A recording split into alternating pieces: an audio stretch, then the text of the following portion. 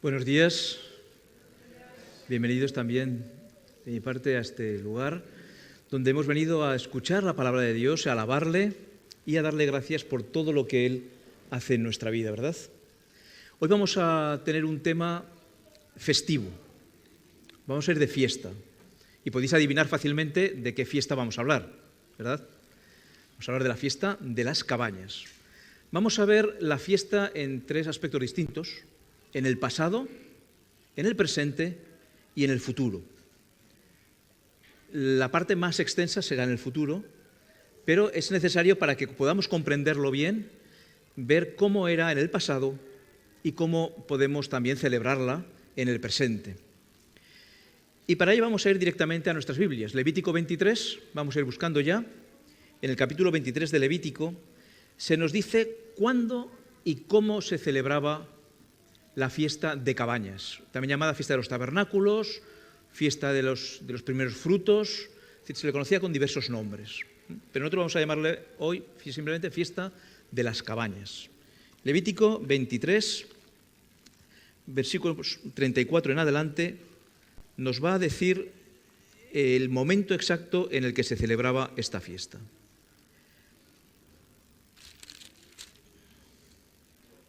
Di a los israelitas, versículo 34 de Levítico 23.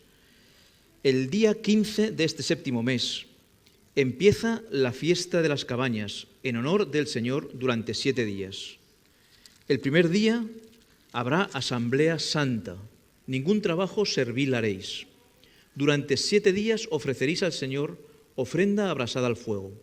El octavo día tendréis asamblea santa y ofreceréis al Señor ofrenda abrasada al fuego. Es fiesta, ningún trabajo servil haréis.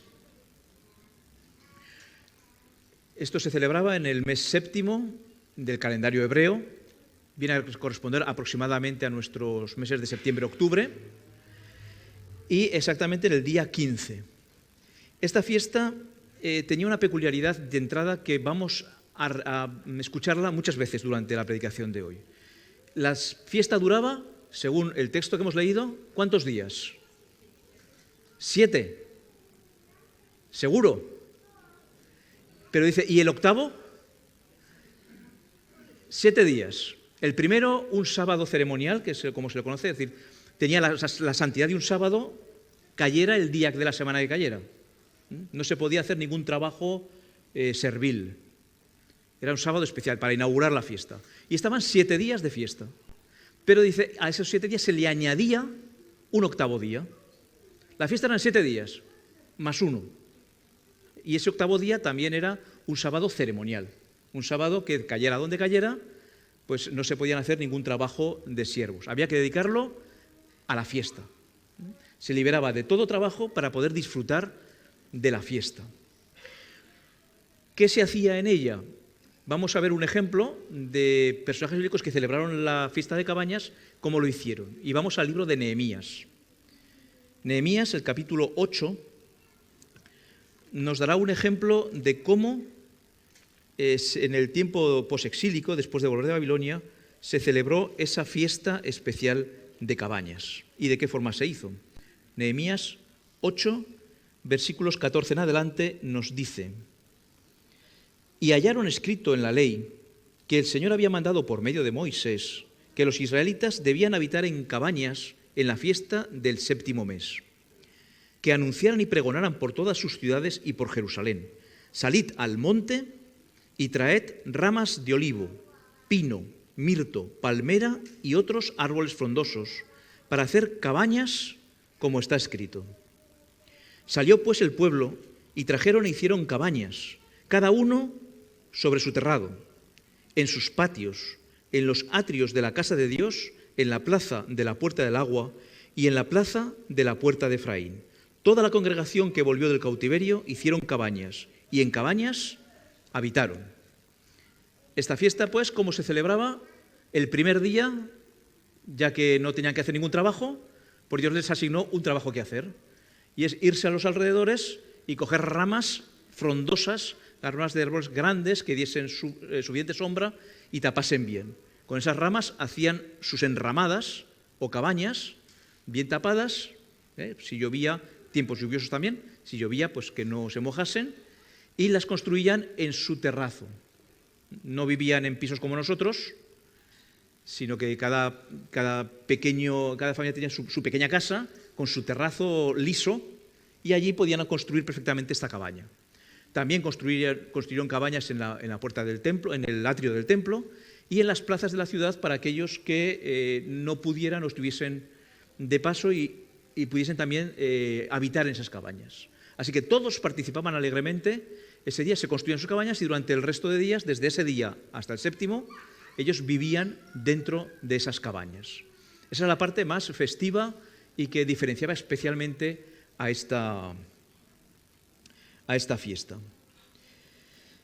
¿Qué más se hacía? Volvemos al Levítico 23, sigamos con la forma en que se hacía, además del hecho de vivir en cabañas. Retrocedemos a Levítico 23 y ahí se nos dirá una segunda particularidad de esta fiesta. Capítulo 23, versículo 40. El primer día, se refiere al primer día de la fiesta de cabañas, tomaréis ramas con fruto de árboles hermosos, como hemos visto, ramas de palmeras, de árboles frondosos y sauces de los arroyos. Y dice, y os regocijaréis ante el Señor vuestro Dios durante 7 días. Esta fiesta era obligatorio, que había que regocijarse. Tenía que ser una fiesta de alegría, obligatoriamente. Todos tenían que alegrarse y celebrar esta fiesta con alegría, con mucha alegría. Y había también otra pauta más para esta fiesta. La encontramos en Deuteronomio. Vamos a Deuteronomio 31, a partir del versículo 10, y allí nos dará una tercera característica de esta fiesta. Deuteronomio, capítulo 31 y versículos 10 y 11. Dice así: y Moisés les mandó, cada 7 años, en el año del perdón de las deudas, en la fiesta de las cabañas, cuando todo Israel venga ante el Señor tu Dios en el lugar que le elija, leerás esta ley a los oídos de todo Israel. Así que una vez cada 7 años, después se convirtió en costumbre de hacerlo anualmente, cada vez que venía la fiesta de las cabañas, se leía públicamente la ley, es decir, el Deuteronomio o el Pentateuco, los libros de Moisés. Eran pues una parte de la fiesta. Hacer cabañas frondosas, alegrarse y leer la palabra de Dios en comunidad. Esas eran las pautas principales. Pero realmente, bueno, eso es lo que había que hacer, pero ¿qué se estaba celebrando? ¿Qué celebraban para hacer todo esto? Vamos a Levítico 23, volvemos nuevamente a Levítico 23 y encontraremos por qué 2 cosas celebraban. Celebraban 2 cosas en esta fiesta. Levítico 23, versículo 39, leeremos una de las razones para celebrar esta fiesta. Dice, desde el día 15 del mes séptimo, cuando hayáis cosechado el fruto de la tierra, haréis fiesta al Señor por 7 días. Es decir, la razón para hacer la fiesta, la razón inicial, primaria, era que habían cosechado las frutas. Había terminado la vendimia, había terminado la cosecha de diversos frutos, y por lo tanto era una fiesta de cosecha, una fiesta de los frutos, que en algún país todavía se celebra, por esas fechas más o menos, ¿no? Y aquí hemos celebrado a veces, bueno, a veces no, creo que todos los años, ¿no? Esa acción de gracias, pues esa era la fiesta de cabañas, esa era la razón de ser de la fiesta de las cabañas. Habían recibido de Dios los dones de la tierra y ahora pues se regocijaban delante de Dios por ello. Y había también una segunda razón, y la encontramos un poquito más abajo, en el versículo 42, también de Levítico 23, que nos dice: habitaréis en cabañas durante los 7 días, todo nativo de Israel habitará en cabañas, para que sepan vuestros descendientes que en cabañas hice habitar a los israelitas cuando los saqué de Egipto, yo el Señor vuestro Dios. La razón de la fiesta era la cosecha, la razón de las cabañas, que daba nombre a la fiesta, era recordar que Israel había sido errante en el desierto durante 40 años y habían vivido en tiendas de campaña, en cabañas. Así que ellos vivían en cabañas para recordar cómo Dios los había llevado por el desierto durante ese tiempo. Ahí pues tenemos el pasado de la fiesta de las cabañas, sabemos qué se hacía y por qué. Y vamos a hacer una aplicación a nuestro presente. Vamos a celebrar hoy la fiesta de las cabañas. ¿Cómo hacerlo? Basándonos en las 3 pautas principales de esta fiesta. La primera pauta que se nos invita a imitar de esta fiesta la encontramos en Primera de Crónicas 29:14, que dice: de lo recibido de tus manos te damos. Lo primero que tenemos que tener presente siempre es el agradecimiento a Dios. De Él hemos recibido todo lo que tenemos. Él nos ha dado las fuerzas para trabajar, Él nos ha dado la salud, Él nos ha dado todas las bendiciones que podemos hacer, y nos invita a recordar Cabañas, a recordar ese agradecimiento que debemos tener para Dios.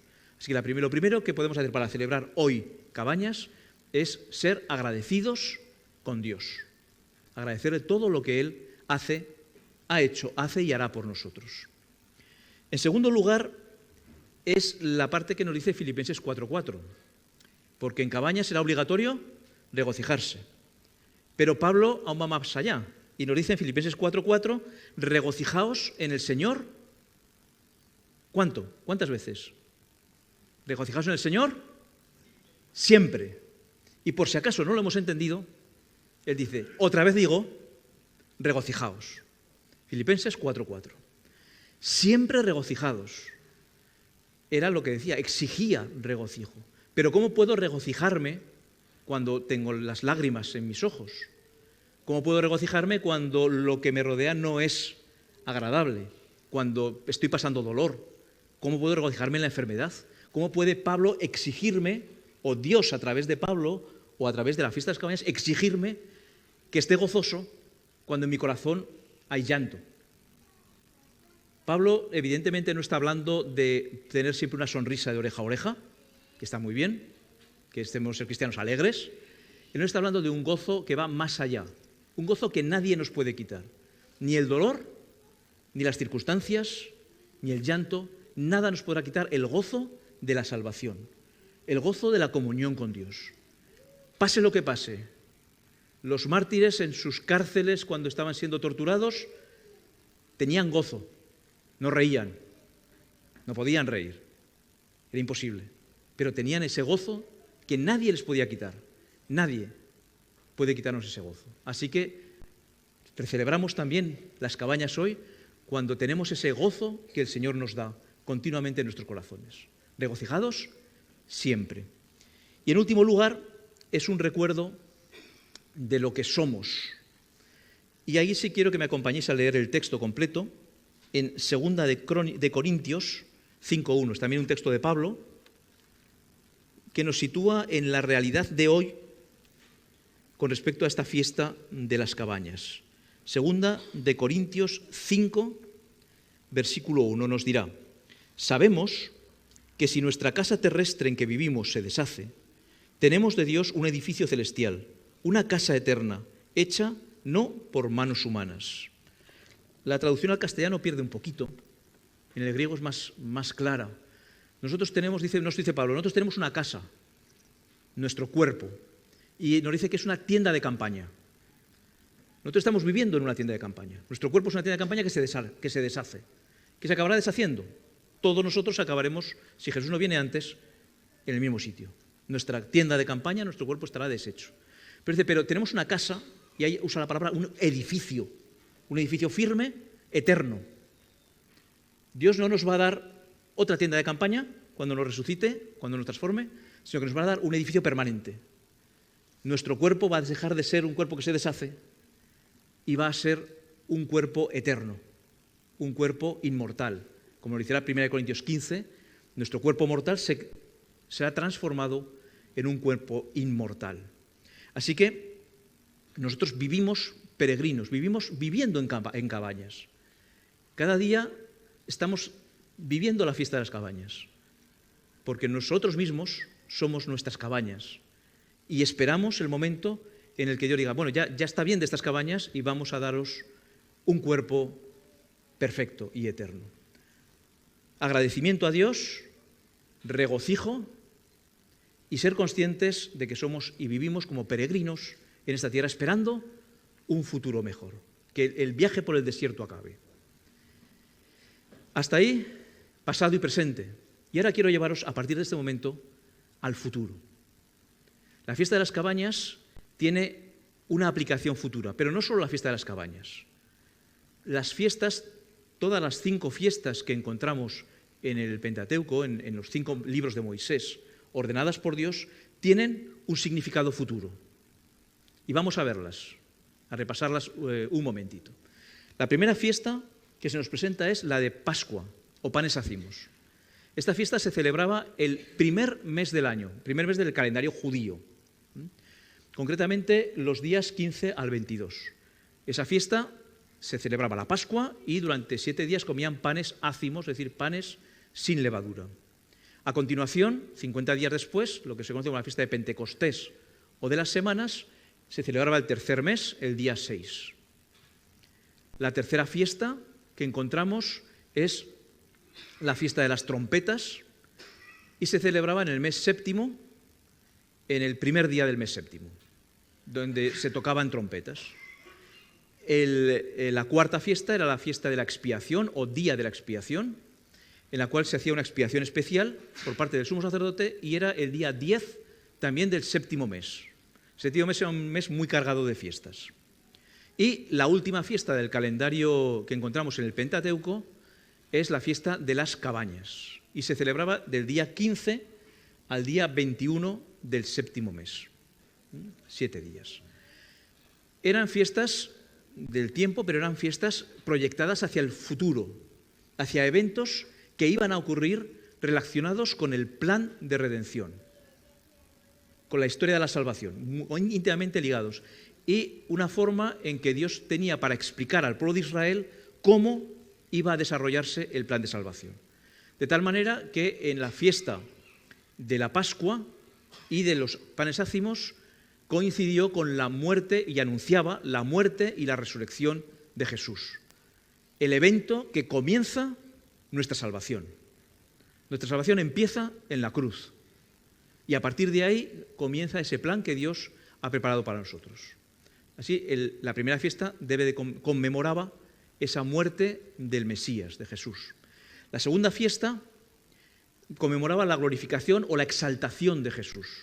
En Pentecostés el sacrificio de Jesús fue aceptado en el cielo y Jesús fue exaltado, como nos dirá Pedro en su discurso, exaltado y el santuario celestial inaugurado por Jesús. A partir de entonces Jesús comienza una etapa como intercesor nuestro en el santuario celestial, como nos dirá también el apóstol Pablo. La fiesta siguiente de las trompetas anunciaba que se iba a comenzar a proclamar el juicio.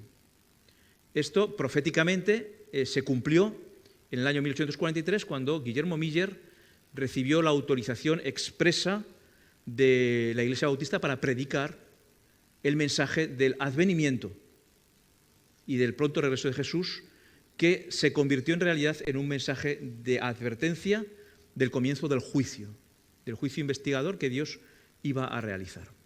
Y el día de expiación representaba el comienzo del juicio, cuando todos somos juzgados. Y digo somos porque ya se cumplió en 1844. Allí comenzó el juicio y hoy vivimos en la fiesta profética del día de la expiación. Así que todas estas fiestas son para nosotros cumplimiento pasado o presente. Pero Cabañas está siempre su cumplimiento es futuro, incluso para nosotros. No se ha cumplido todavía el significado. Entonces ahora vamos a ahondar en qué significa exactamente. ¿Qué ocurre después de que Jesús termine el juicio y venga a la tierra?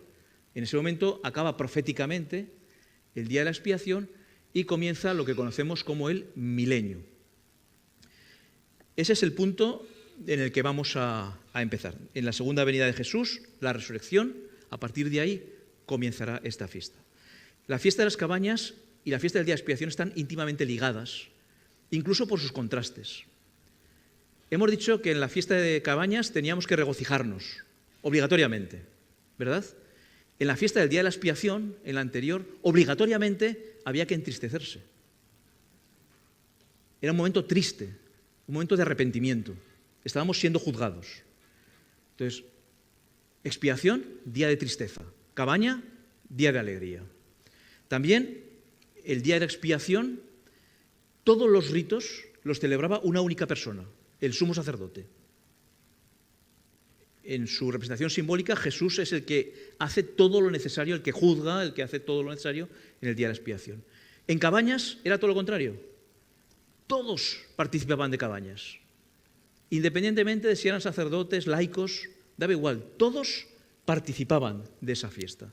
Así que el contraste es importante y el punto de comienzo y final también coinciden. El día de la expiación acabará cuando Jesús venga a esta tierra y tome a Satanás y lo lleve al desierto. Si recordáis, no tenemos tiempo para hablar de ello con detenimiento, pero el día de expiación acababa con un chivo llamado Azazel representando a Satanás que quedaba solo. Así que cuando comience la fiesta de las cabañas, el momento será cuando Jesús esté ya en el aire, los santos hayan sido resucitados, los impíos que estén vivos hayan muerto y los que estemos vivos en ese momento también seremos transformados, de tal manera que seremos arrebatados, como dice Tesalonicenses, y llevados con Jesús en los cielos. A partir de ese momento, en ese momento, comenzará nuestra fiesta de las cabañas. Vamos al cielo y allí vamos a celebrar el primer día de la fiesta de las cabañas. Ese primer día tiene nombre propio. Pero antes de meternos en el primer día, recordad lo que Jesús dijo o por qué decimos que Cabañas se cumple cuando Jesús viene, o mejor dicho, cuando Jesús nos lleva a los cielos. Antes de irse, Jesús, ¿qué nos prometió? Cuando dijo, no se turbe vuestro corazón. Podéis ir a buscarlo a Juan 14, pero me parece que no va a ser muy necesario. Casi me lo podíais decir, ¿no? Juan 14, del 1 al 3, nos dice, no se turbe vuestro corazón.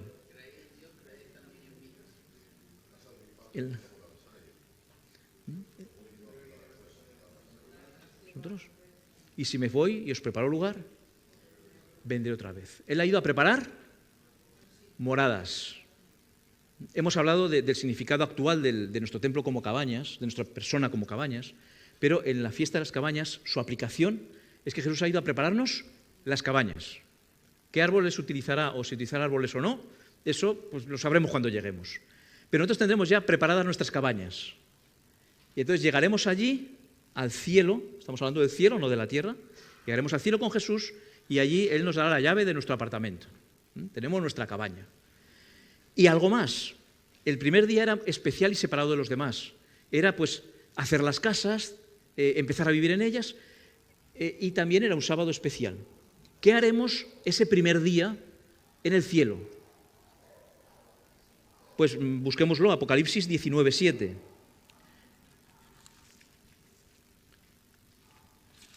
El libro de Apocalipsis, capítulo 19, nos va a hablar de lo que celebraremos el primer día de Cabañas. Dice así, capítulo 19, versículo 7.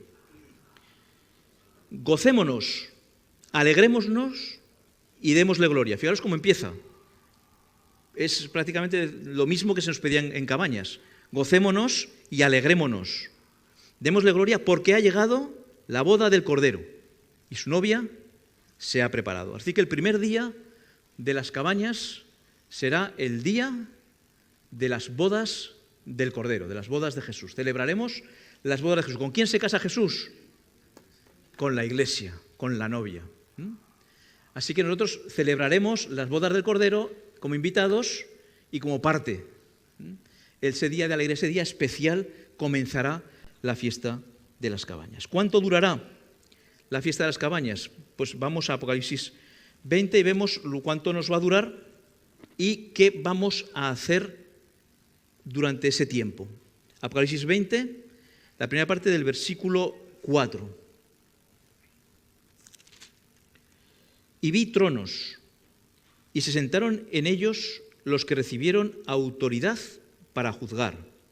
Y vi las almas de los decapitados por el testimonio de Jesús y por la palabra de Dios, que no habían adorado a la bestia ni a su imagen, y no habían recibido la marca en su frente ni en su mano. Esos volvieron a vivir y reinaron con Cristo 1000 años. La fiesta de las Cabañas, esos 7 días de Cabañas, durarán 1000 años proféticos. Un tiempo en el cual estaremos realizando una labor. No estaremos ociosos en el cielo, sino estaremos haciendo algo. ¿Qué vamos a hacer? Según este texto, juzgar. ¿A quién vamos a juzgar? Acerquémonos al apóstol Pablo nuevamente, 1 Corintios 6, y el apóstol nos va a decir qué vamos a juzgar durante el milenio. 1 Corintios, capítulo 6. No hay solo una cosa que juzgar, hay varias cosas que juzgar. Nos dirá el capítulo 6, versículos 2 y 3. ¿No sabéis que los santos han de juzgar al mundo? Primera cosa que tenemos que juzgar, al mundo, a todos los habitantes de esta tierra. Serán juzgados por nosotros durante el milenio. Segunda, en el versículo 3, ¿no sabéis que hemos de juzgar a los ángeles? Así que no nos limitaremos a juzgar a las personas, sino también juzgaremos a los ángeles, es decir, a Satanás y a aquellos que se rebelaron con él. También los juzgaremos. Luego veremos exactamente en qué consistirá o por qué ese juicio. Pero antes de poder avanzar, tenemos que ver otra peculiaridad muy especial de Cabañas. Vamos a ir a Números 29 y vamos a leer allí otra peculiaridad de la fiesta de las Cabañas, Números 29, que nos va a hablar y tenemos que comprender para lo que viene a continuación. Y son los sacrificios.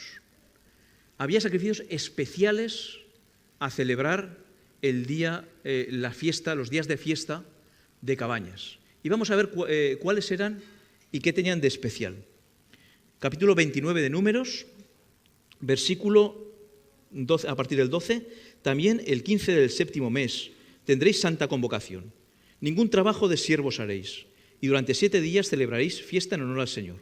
Ofreceréis en holocausto al Señor ofrenda encendida en grato aroma, 13 becerros, 2 carneros y 14 corderos de un año. Han de ser sin defecto.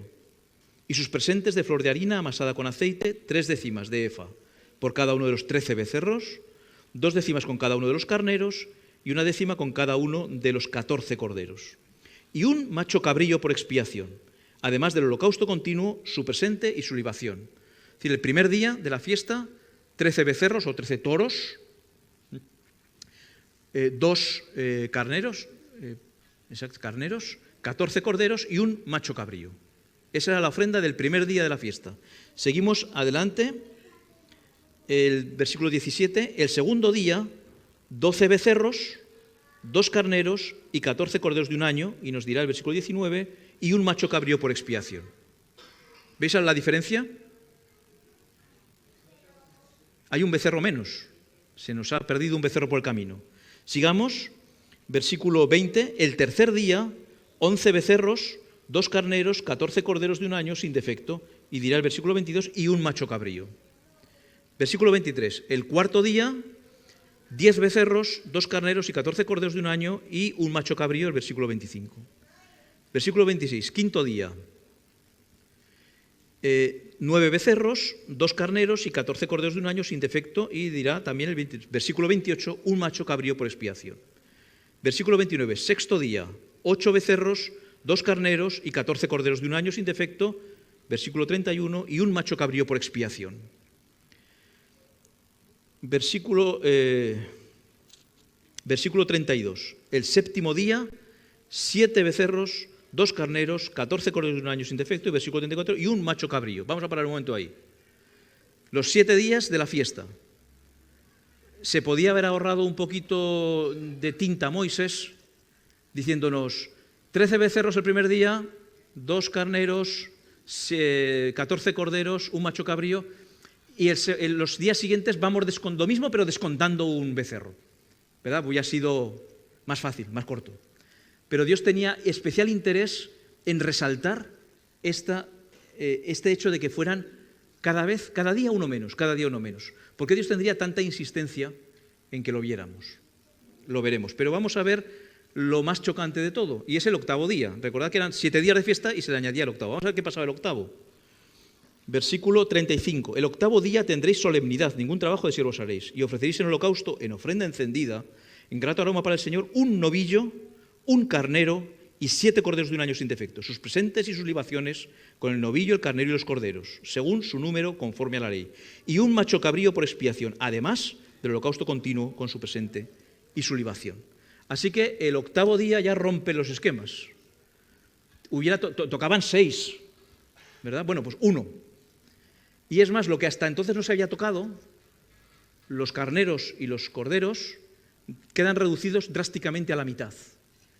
El único que no cambia en todo el tiempo es el macho cabrío. Solo hay 1 y sigue siendo 1. Ni aumenta ni reduce. ¿Por qué? Vamos a ver por qué esto. Como vimos, el primer día tenía un significado especial. El primer día se hacía las bodas del Cordero. Ahí no se empezaba el juicio, no se hacía nada, estaba todo completo. Y los 6 días siguientes son tiempo profético, es el tiempo del milenio, en el cual estaremos juzgando. ¿Y qué ocurre mientras juzgamos? ¿Qué juzgamos? El mal, juzgamos el pecado. Esos becerros que no eran ofrecidos para perdón de pecados, ni el becerro, ni los carneros, ni los corderos, eran ofrendas por el pecado. Eran simplemente ofrendas en holocausto. El único que era ofrenda de expiación, ofrenda por el pecado, era el macho cabrío. Luego los otros 3 simplemente eran ofrendas de holocausto, sin un significado salvífico. Así que estos becerros que eran sacrificados, para el significado espiritual de la fiesta de las cabañas, representan el mal, el pecado que estamos juzgando. Y poco a poco, conforme va pasando el milenio, ese pecado va siendo juzgado y se va siendo reducido de la reducción. Así que cuando acabe el milenio, ya el pecado que quede, el 7, ese número perfecto, eso es todo el pecado que hemos examinado. Y ya nos hemos quedado sin trabajo. Ya hemos examinado todo y ahí se ha quedado. Los otros elementos han quedado inmutables, pero el pecado ha sido ya examinado y sentenciado. Realmente, ¿qué haremos nosotros? ¿Cómo lo haremos? Elena White, en su libro Historia de la Redención, nos dice: después vi tronos y vi que Jesús y los redimidos se sentaban en ellos.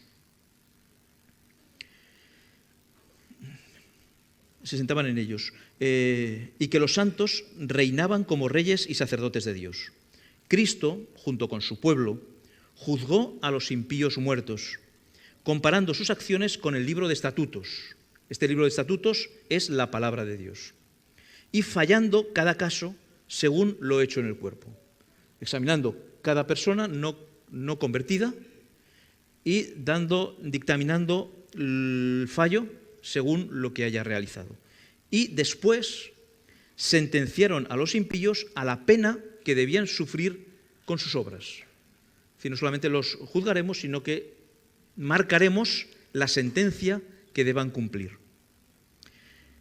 Esa sentencia quedó escrita frente a los nombres en el libro de la muerte. También el diablo y sus ángeles fueron juzgados por Jesús y los santos. El castigo de Satanás debía ser mucho mayor que el de aquellos a quienes se engañó. En la definitiva es el causante del pecado. Su sufrimiento será tan grande que no se podrá establecer comparación alguna con el de ellos. Así que el Satanás será el que tendrá el castigo más grave, tan grave que no podrá tener comparación con cualquier castigo que puedan tener las personas no convertidas. Justo por cuanto él es el originador de todo el mal. Y el mal no existiría si Satanás no se hubiese revelado. Ahora bien, con eso acabamos el 7º día de Cabañas. Pero hay un octavo. ¿Qué representa ese octavo día de Cabañas? Ese octavo día de Cabañas es el momento en el que nosotros, con Jesús, regresamos a la tierra. Nueva Jerusalén se coge y nos vamos todos para allí. ¿Qué ocurre cuando llegamos a la tierra? Que Jesús resucita a todos aquellos que no han resucitado en la primera resurrección, lo que se conoce como la segunda resurrección. Estos son resucitados y Satanás es liberado de esa prisión simbólica y ahora ya tiene mucha gente con la cual poder trabajar. Y ahí están todos juntos. Y ahí es el momento del octavo día de Cabañas. ¿Qué tenemos ese octavo día? Tenemos los grupos de carneros y de corderos reducidos a la mitad. Es una idea que nos puede dar la idea de división en dos grupos. La humanidad estará dividida en ese momento en dos grupos exclusivos, los que se pierden y los que se salvan. ¿Qué representa cada uno de ellos y por qué estos números? En primer lugar, los que se pierden son representados por los carneros. Esto es uno, es decir, todos se pierden, es un único destino para todos. Los corderos también son un único grupo, pero se les asigna el número perfecto. En ese momento, Dios ya los considera perfectos. Seremos considerados perfectos. Somos el grupo perfecto, el que ha aceptado la salvación. Los corderos para vivir para siempre. Perfectos. El becerro que nos queda, si los becerros representaban el mal, el pecado, ese becerro que queda es el punto culminante del pecado, es Satanás, que es realmente, como decíamos, el autor de ese mal. Queda él. Y el macho cabrío, el único que expía, el único que quita el pecado, es evidentemente Jesús. Así que cuando acaba la fiesta de las cabañas tenemos a Jesús con sus santos hechos perfectos y a Satanás y a los que han resucitado con la segunda resurrección, que no creyeron en Cristo, en la tierra esparcidos. Y ahí acabamos la fiesta de cabañas. Es como si del libro nos hubiesen quitado el último capítulo. ¿Qué pasa? ¿Nos quedamos ahí? Falta algo. ¿Y qué va a pasar? Ahora todos ahí, uno enfrente del otro, todos viéndose. ¿Y ahora qué? Pues nos hemos quedado sin fiesta. No dice nada más. Algo falla. ¿Queréis saber el final del capítulo o no? Bueno, pues vamos a buscar el final del capítulo. Y es que la Biblia, los 5 primeros capítulos hablan de 5 fiestas, pero en la Biblia no hay 5 fiestas, hay 6. En el Antiguo Testamento hay una 6ª fiesta que Dios quiso establecer, que tal vez en el momento del Éxodo no era interesante o no lo consideró prudente ponerla, y la puso más tarde. Y vamos al libro de Esther, y ahí encontramos la 6ª fiesta, Esther 9. Concretamente, nos ponemos en sintonía. La fiesta se llama fiesta de Purim. Y en el capítulo 9 vemos cuándo se celebraba esta fiesta. Esther,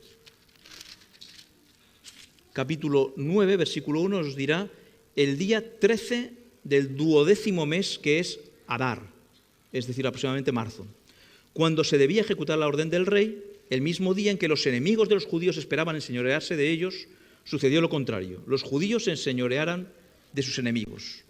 2 cosas a tener en cuenta. Primero, que se celebraba el mes 12. Cabañas se celebraba el mes 7, a mitad más o menos de calendario. Aquí es al final. Ya no hay más calendario. Es la fiesta que termina todo. Y cuando esa fiesta empieza, los enemigos de Dios están delante del pueblo de Dios para atacarles. Así que es en ese momento en el que retomamos donde habíamos dejado la fiesta de las cabañas. Los redimidos en un lugar y los no salvos con Satanás en otro. ¿Y qué va a hacer Satanás en ellos? Bueno, vamos a verlo, pero antes, para poder ver y enlazar, vamos a asignar lugares a los personajes, tipos y antitipos. Es una fiesta simbólica, vamos a ponerla con fiesta simbólica. Nos olvidamos del Purim físico que se celebraba.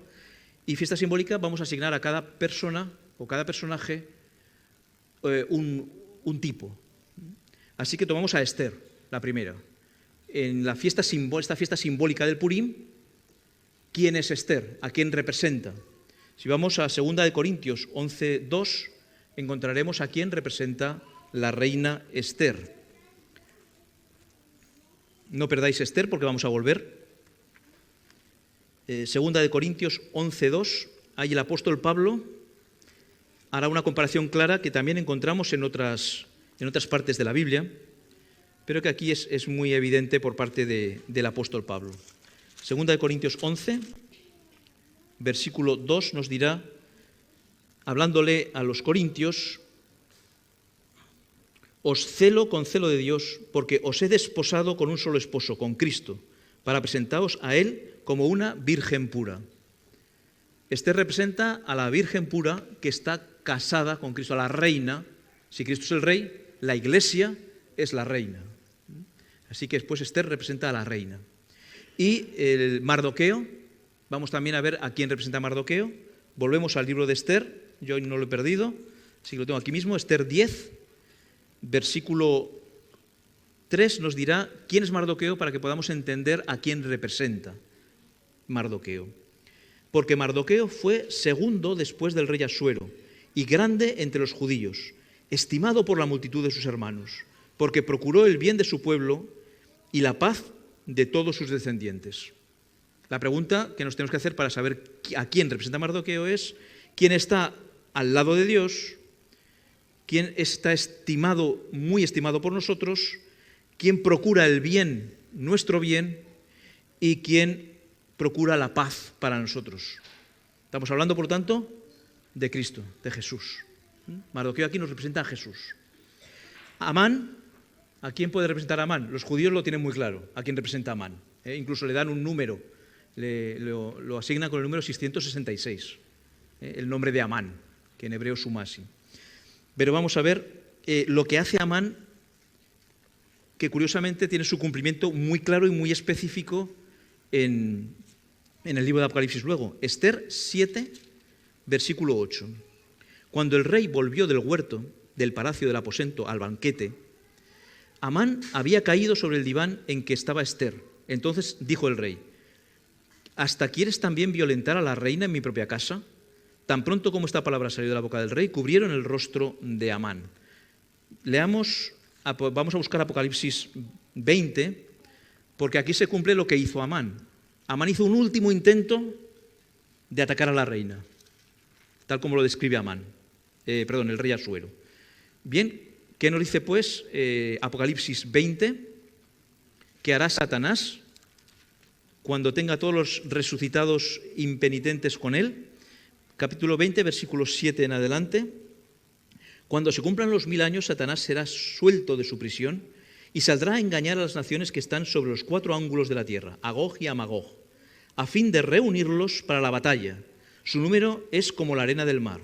Subieron a través de la ancha tierra y cercaron el campamento de los santos y la ciudad amada. Vamos a dejarlo ahí. Es decir, Satanás en un último intento aún quiere volver a atacar a la iglesia, al campamento de Dios, igual que hizo Amán. ¿Y qué ocurrió con los hijos de Amán, que representarían por tanto a los ángeles leales a Satanás, y con los enemigos de los judíos, que representarían ahora a todos los que resucitaron en la segunda resurrección? ¿Qué ocurrirá con ellos? Ellos físicamente fueron muertos por el decreto, y Apocalipsis nos dirá, seguimos con el versículo 9, el final dice: pero de Dios descendió fuego del cielo y los consumió, y el diablo que los engañaba fue lanzado en el lago de fuego y azufre, donde también estaban la bestia y el falso profeta, y serán atormentados día y noche para siempre. Entonces vi un gran trono blanco, saltamos al versículo 14, y la muerte y el sepulcro fueron lanzados en el lago de fuego. Esta es la muerte segunda. El que no fue hallado escrito en el libro de la vida fue lanzado en el lago de fuego. Así pues, tenemos que en ese momento todos los enemigos, incluido el autor del pecado, Satanás, todos los enemigos del pueblo de Dios serán destruidos. Esa es la fiesta de Purim. Ahí se acaba. Comenzó con la primera fiesta en el primer mes, con el sacrificio de Cristo. Y el plan de redención acaba en el mes 12 con la fiesta de Purim, con la destrucción y la aniquilación final del pecado. Ahora sí, ya tenemos el libro completo. El último capítulo se está puesto en su lugar y sabemos que el destino que nos profetizan estas fiestas, este calendario festivo judío, es lo que ha hecho Dios por nosotros, todo lo que ha planeado, cómo lo va a hacer. Si hasta aquí todo se ha cumplido tal como se señaló en cada fiesta, ¿por qué dudar de que se cumplirán las 2 fiestas que faltan? La fiesta de Cabañas y Purim se cumplirán tal como Dios las ha profetizado. Podemos tener plena confianza porque Él lo ha hecho ya y lo seguirá haciendo hasta el final. Y entonces nos encontraremos con las palabras y el final después de las fiestas. Cuando ya hayamos acabado todo este periodo, nos dirá el capítulo 21 de Apocalipsis. Entonces vi un cielo nuevo y una tierra nueva, porque el primer cielo y la primera tierra habían desaparecido, y el mar ya no existía más. Y yo, Juan, vi la santa ciudad, la nueva Jerusalén que descendía del cielo de Dios, engalanada como una novia para su esposo. Y oí una gran voz del cielo que decía: ahora la morada de Dios está con los hombres, y Él habitará con ellos. Ellos serán su pueblo, y Dios mismo estará con ellos y será su Dios. Y Dios enjugará toda lágrima de los ojos de ellos. Y no habrá más muerte, ni llanto, ni clamor, ni dolor, porque las primeras cosas pasaron. Nos olvidaremos de todo llanto y todo dolor. Ya no tendremos el recuerdo, a partir de entonces, durante el milenio sí, pero a partir de entonces no tendremos ya más recuerdo del pecado, no tendremos ya más recuerdo de lo mal que hemos pasado esta vida. Y nos dirá, entonces el que estaba sentado en el trono dijo: yo hago nuevas todas las cosas. Y agregó: escribe porque mis palabras son ciertas y verdaderas. Y me dijo: hecho está, yo soy el alfa y la omega, el principio y el fin. Al que tenga sed le daré gratis de la fuente de agua de vida. El que venza heredará todas las cosas, y yo seré su Dios, y él será mi hijo. Pero los cobardes y los incrédulos, los abominables y homicidas, los fornicarios y hechiceros, los idólatras y todos los mentirosos, tendrán su parte en el lago que arde con fuego y azufre, que es la muerte segunda. Pero aquí no hay cobardes e incrédulos. Aquí estamos los valientes, los que hemos decidido seguir a Cristo, lo que hemos decidido que Él sea nuestro Salvador, que cumpla en nosotros este plan. Y hemos dicho que ya no tendremos recuerdo de todo el mal que hemos vivido. Pero Elena White, en su libro también, Historia de la Redención, nos dirá estas palabras: solo queda un recuerdo. Todavía queda un recuerdo. Nuestro Redentor llevará siempre las marcas de su crucifixión. En su frente herida, sus manos y sus pies se encuentran los únicos vestigios de la cruel obra que el pecado realizó. Sabremos que el pecado existió y no desearemos jamás volver. Como lo dirá Nahum, el pecado no se levantará dos veces, porque tendremos el vestigio de las marcas de Cristo, de todo lo que Él ha hecho por nosotros. Y estaremos, yo diría que una vida completa, una eternidad completa de fiesta de cabañas, en un sentido al menos. Regocijaos siempre y sed agradecidos. ¿Cuánto agradecimiento tendremos entonces? Os invito hoy a no ser de esos cobardes e incrédulos, que no estarán, sino a ser valientes y a poner nuestra vida al servicio de Jesús. Amén.